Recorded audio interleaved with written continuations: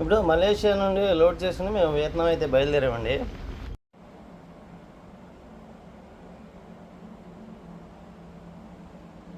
So Vietnam అయితే వచ్చామండి. ఇప్పుడు ప్రస్తుతానికి యాంకర్లు అయితే ఉన్నాము. చూడాలి 2 రోజులు అయితే యాంకర్ అని చెప్పి అంటున్నారు.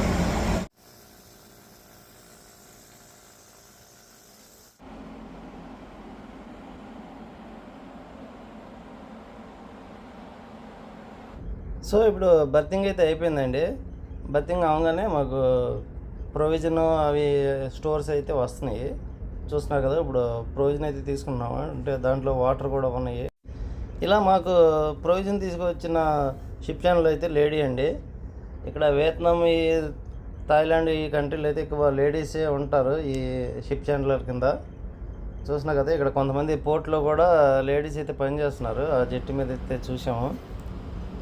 సో ఓవరాల్గా ఇది పోర్ట్ ఏరియా అనమాట. సో ఇక్కడ డిశ్చార్జ్ అయితే ఒక 5 days అయితే పడుతుందని చెప్పి అంటున్నారండి. దీని తర్వాత ఇప్పుడు ఆస్ట్రేలియా అని చెప్పి అంటున్నారు. చూడాలి.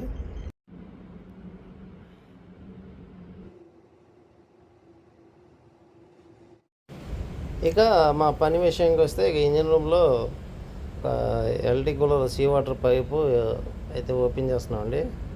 చూస్తున్నా కదా, ఈ పైప్ అయితే కింద పక్క హోల్ అనేది అయిపోయింది. ఆల్రెడీ అంతకుముందు అయితే వెల్డింగ్ చేశారు. ఇప్పుడు కొత్త పైప్ అయితే మార్చమని చెప్పి అన్నారు. సో అందుకని ఇప్పుడు ఈ పైప్ అయితే ఓపెన్ చేస్తున్నాము. ఆ హోల్ కూడా ఎలాంటి ప్లేస్లో అవుతాయంటే మనం వెల్డింగ్ చేయలేని పొజిషన్లో అవుతాయండి. చూస్తున్నారు కదా, ఈ పై పక్క కాకుండా కింద పక్క అయిందనమాట హోలు.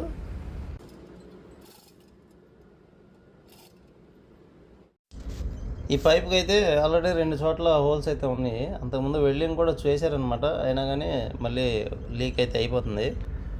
అయితే ఈ పైప్ తీసేటప్పుడు కూడా చాలా టైట్గా అయితే వచ్చిందనమాట. సో అందుకని ఇప్పుడు ఇన్ ప్లేస్లోనే ట్యాగ్ పెట్టుకుని అనుకుంటున్నాము. మామూలుగా అయితే జిగ్ చేసి జిగ్లో అయితే ఈ పైప్ తయారు చేయొచ్చు. అయితే ఈ కూలర్ లోపల ఒక ఫిల్టర్ అనేది ఉంటుందండి. అది మేము ఈ పైప్ తీసేటప్పుడు ఏమైందంటే, ఆ ఫిల్టర్ అనేది పైపులోకి వచ్చేసి తీసేటప్పుడు ఇబ్బంది అయిపోయింది. సో ఆ పైప్ తీసేటప్పుడు ఈ ఫిల్టర్ అనేది ఇలా బెండ్ అయిపోయిందండి. యాక్చువల్గా ఆ ఫిల్టర్ ఉండే ప్లేస్ అయితే ఇదనమాట.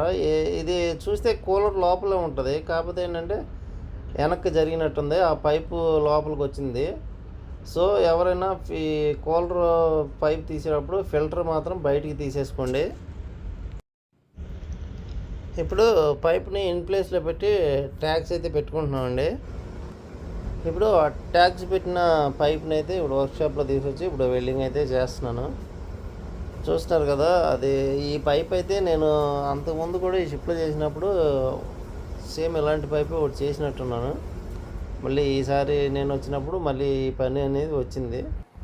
అయితే వెల్డింగ్ చేసేటప్పుడు ఒకేసారి కంటిన్యూగా ఒక పక్కే కాకుండా కొంచెం ఆపోజిట్ చేసుకుంటే మంచిది. లేకపోతే పైప్ బెండ్ అవటానికి అవకాశం ఉందన్నమాట.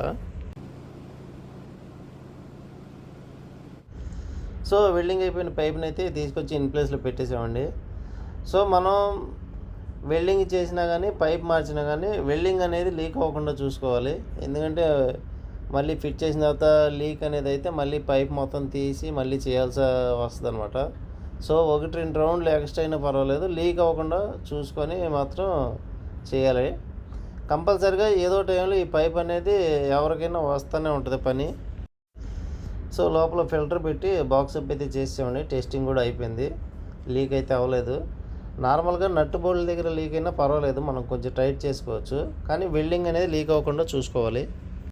సో ఇలా ఎల్టీ కూలర్ పైపు నేను చాలాసార్లు అయితే మార్చాను, కానీ ఇలా ఫిల్టర్ బెండ్ అవడం అనేది నాకు ఎప్పుడు జరగలేదండి. ఇది ఫస్ట్ టైం జరిగింది. సో అందుకని మీకు తెలియాలని చెప్పి ఈ వీడియో అయితే చేస్తున్నాను. సో ఎవరైనా పైప్ తీసేటప్పుడు ముందే ఫిల్టర్ అయితే బయటికి తీసేసుకోండి. లక్కీగా మా దగ్గర స్పేర్ ఫిల్టర్ ఉంది కాబట్టి సరిపోయింది, లేకపోతే కొంచెం ఇబ్బంది అయ్యేది. ఆల్మోస్ట్ 2 days అయితే అయిపోయిందండి. ఇంకా 2 రోజులు అయితే మీకు కార్గో అయితే అయిపోతుంది అనమాట. సో ఇక్కడ నుండి ఆస్ట్రేలియా అయితే వెళ్తున్నాము.